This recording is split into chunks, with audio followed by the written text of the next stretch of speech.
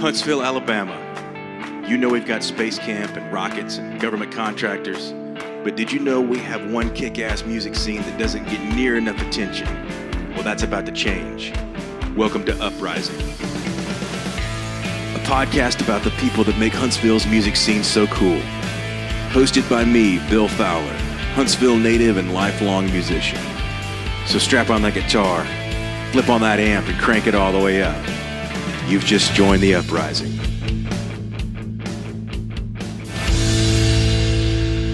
Dawn. Yes, Bill. Thank you for doing this. Thank you. I really appreciate it. We're here on. This is kind of the stage.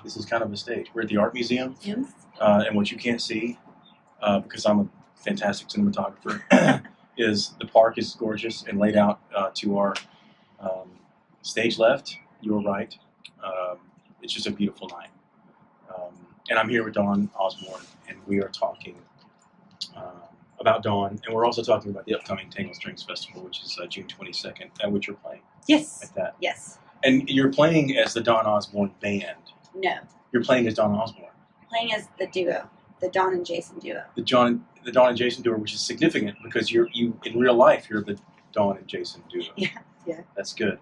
But please tell us who Jason is. Jason Humphreys is my boyfriend and guitar player and musical partner extraordinaire. All those things. Not necessarily in that order, depending on what the particular circumstance is. Well, that's great. And I've seen you play at Blues Jam. Yes. I think that's where I saw you the first time. Which, by the way, I've said this like 1,000 times. But if you haven't been to Sunday Night Blues Jam at Long Goose, it's one of the greatest things we have going on in local music right now. So tell me about what you're doing. We'll talk a lot about where you've come from. But for right now, where can we hear you? Like, where can someone right now just go and find your music? You can go to Spotify, Google Play, iTunes, find some videos on YouTube. Pretty much anywhere where you find music, you can find us. And what are they going to find? Like, what's your how do you define what your musical kind of your style is? That's a really good question. One that I only have sort of a mediocre answer for because we are really eclectic. Yeah.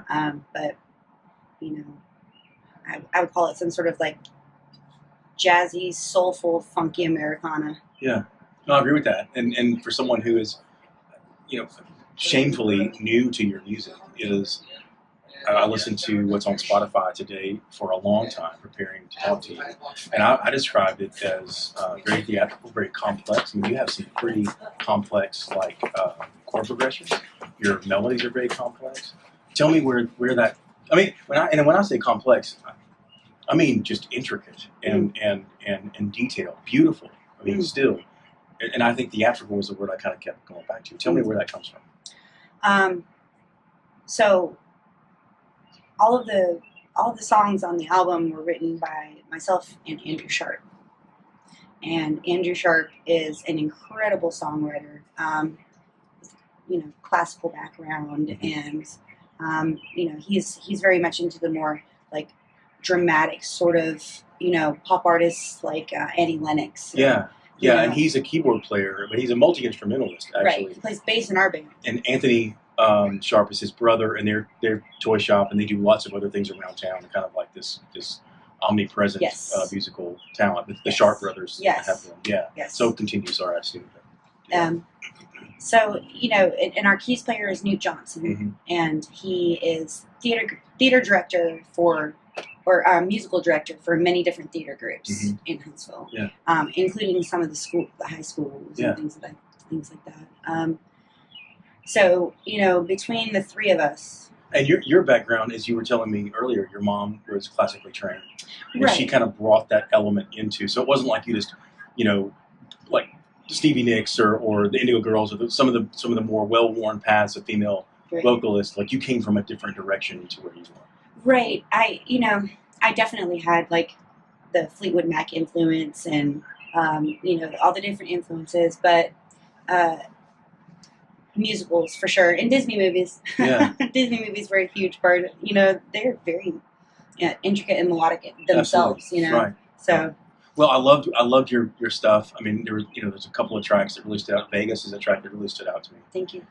It's just a beautiful song, and I'm a musician as well, and so I'm driven immediately to what's happening in the melody, what's happening because there's a certain level of expectation, I think, when you're a musician and you're listening to music, you kind of know where things are going. And one of the greatest compliments I can give you is I have no idea where you're going. That's awesome. It's wonderful, and that's a musical theater kind of the influence is like the drama is in the path of the melody, which is unpredictable, which is wonderful and beautiful. I like for the music to tell a story as much as the words, and I'm a huge words person. Like I started out just writing poetry really, before I got into writing music. Yeah. And I mean, I always loved music, but words are very important to me, but I don't want that to be the only story that's told. No, understood. Yes, that's awesome. But your lyrics are beautiful. Thank you. So tell me, are you the lyricist, or is that a collaboration also? It's totally a collaboration. Some songs, I wrote the lines portion of, like, they're all but finished, at least the bare bones, and then you bring it to the band, and then, and so when I say that Andrew Sharp and I wrote all the music on the album, that doesn't really fully explain it, because the band has so much input on how it ends up sounding. Sure. That at a certain point, you can say, well, yeah, I wrote the bare bones for this, but really the song that was written by all of us. Right. So I interviewed Preston for the same material that we're producing right now, is to go to Tangled Strings Festival. We're going to talk about that in just a second. But I was talking to Preston about the same process. Like he comes in with a song, and that really is like song and like lowercase s, because really it's a concept. Yes. And it may be verse, chorus, a bridge in there somewhere, and some lyrics, and then he brings that to the group, and he hired session musicians out of the Shoals. Yeah. The whole purpose was to record this album. Well, those people are going to bring in what they do. Yeah. And so really you're just presenting it to the room. Tell me, is that kind of what happens with how you write songs too? Sometimes. I mean, some songs really are all but finished. Yeah. And then some songs, Andrew and I get together and we maybe just have like a sort of concept in like a single line or like a little piece of melody or something, and we would finish it together and record like a small demo in his home. Yeah. And burn that to a CD and give it to the band and be like, all right, let's make this into a song. Right. Right. But there were other times where I had a finished product, but it was one that I would have never performed the way it was, what I had put into it. Right. I had to bring it to the band, and they make it so much better. I always joke around, I say I bring it to the professionals and let them work their magic on it. Well, I think you're selling yourself so short. I guess, as all great musicians, you're very humble, and I appreciate that. Your vocal power is obviously present, and you show that. And the next compliment I will give you is that when I hear you sing, you don't oversing, and that's a very common thing now. And you sing well within the confines of the song, but it's clear that you have abilities well beyond that, and that's really impressive. So I can't wait to hear more of what you've already done. I only have 8 songs on Spotify right now, and I've worn it out. You can wear out the streaming medium, and I really love it. And my kids love it, which is another compliment. I think I'm done with the platitudes for now. Let's talk about Tangled Strings Fest and exactly how that happened for you. I think it was Alan that just contacted me and asked me if I wanted to come in and do one of the in-between sets. The band has so many different projects. Like every member of the band has so many different projects that they're involved in that, we weren't available as a full band. But I also have a duo with Jason, and we take the original material and break it down to like an acoustic level, and it changes it. Right. So I think we're going to be focusing on our still original material, but the acoustic duo version of it. Well, that's really exciting. Because I think if anybody's going to go out and listen to your stuff right now, and I hope they do in advance of June 22nd, what they're going to hear is quite an ensemble. I mean, as I said, this is intricate, and there's a lot of really wonderful musicianship going on this album. But to be able to hear you kind of in a broken down setting, I think is also pretty exciting, because you have such a powerful and distinct voice that hearing it just with you and Jason, It's going to be pretty exciting. That's going to be. Do you know what time you're playing, by the way? I don't actually. They kind of just tell us sometimes days before, or sometimes day of, just depending on which festival it is, or so. Well, you're playing here in the park. It's June 22nd, which, as I told Preston, I'm sure it's going to be a lovely, breezy, cool day, as all late June afternoons in Huntsville are. And we're all going to be out here watching. I can't wait.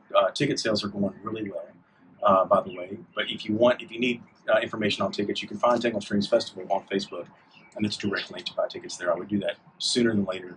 There is a capacity here, and they're trying to do that.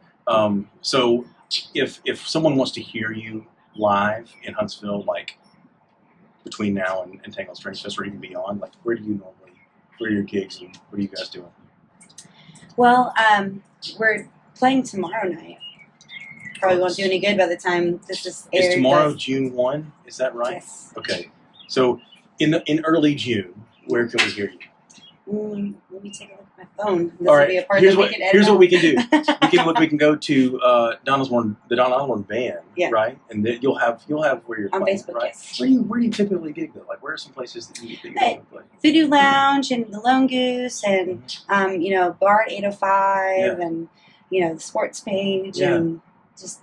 Is there one place that you? I mean, I don't want to like have you select it, but is there one place that the room that you really like, that you guys really kind of like feel that you get a good sound? Well, one of our favorite places to play actually is the Voodoo Lounge. Yeah. It's a little tiny bar, a little shotgun bar, entrance in the front, entrance in the back, and Rob said the same thing. Why? It's just it's got some je ne sais quoi. Yeah. It's got That's something French, about kids. it. French. You're gonna get all kinds of crazy culture stuff on this podcast. You just raise the IQ of this podcast with bam. It's got a certain something.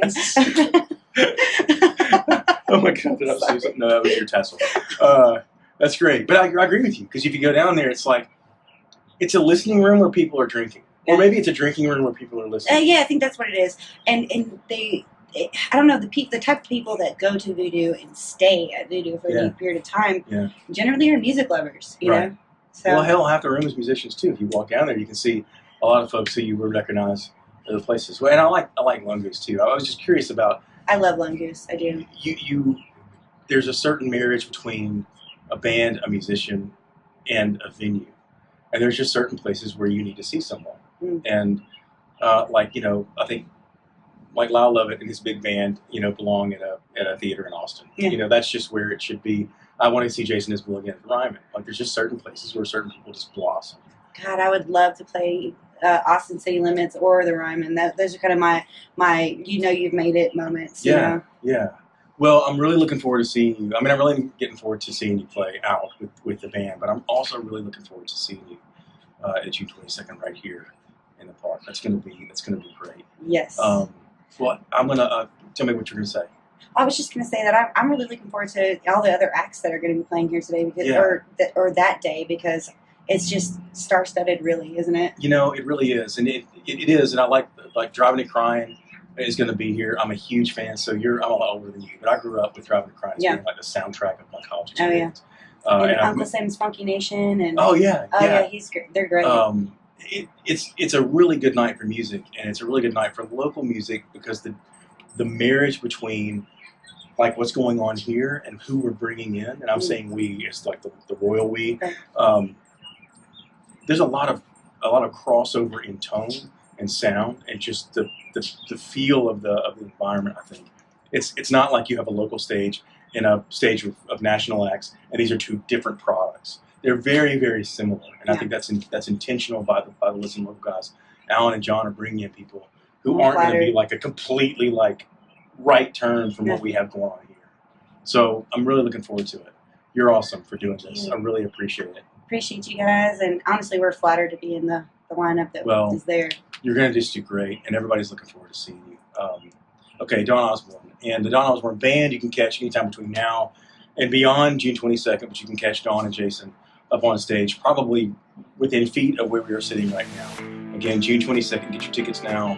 Facebook, Tangled Strings Festival, you'll find a link for tickets there. I'm Bill, she's Dawn, and she's awesome.